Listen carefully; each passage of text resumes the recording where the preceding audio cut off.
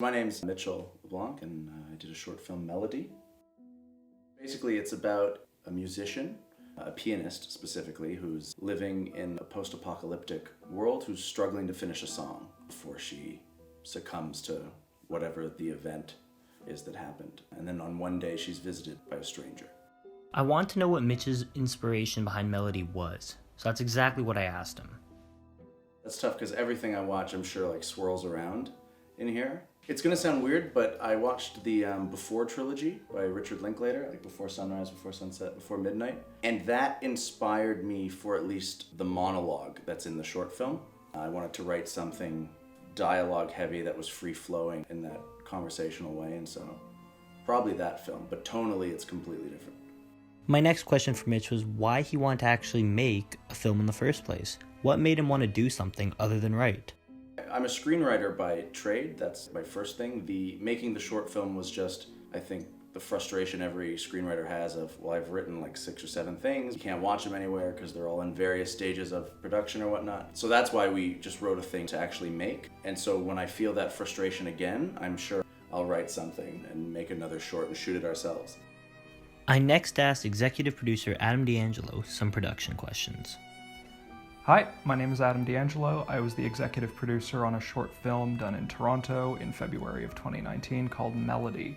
The entire project was $6,000 to fund in its entirety. That covered everything from renting out the house that we used to shoot in as the set, actors, equipment, props, catering, makeup, and everything in between.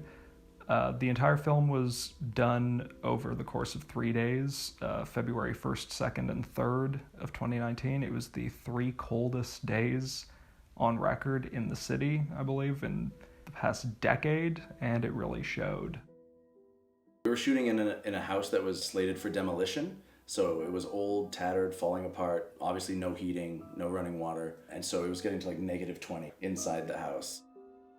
In the final project, everybody's shivering. There's visible breath all over the place because the entire film was done with natural lighting, natural heat, and was really a harsh burden to bear, not only on the actors, but the crew themselves.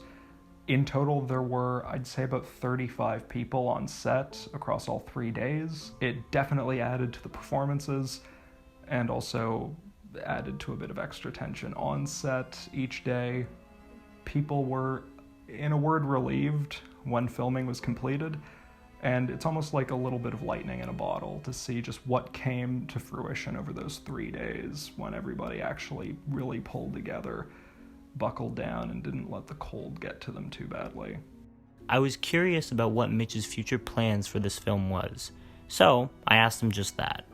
So right now it's been submitted to a few film festivals. We're waiting to hear back. We got rejections from a few, as is always the case. So I got my fingers crossed on a few ones that are coming up, but we won't really know until March. So if we get into one of those, great. If we don't get into one of those, probably recut it and probably take another stab at festival season. There was a woman. 3 or 4 blocks down, there was a woman. And in the mornings, she'd walk by. We'd wave. And it's small and it's stupid.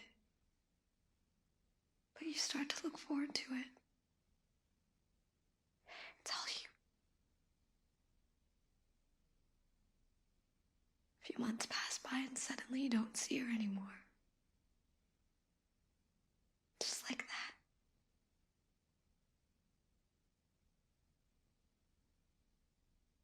Did you see her? The woman down the road.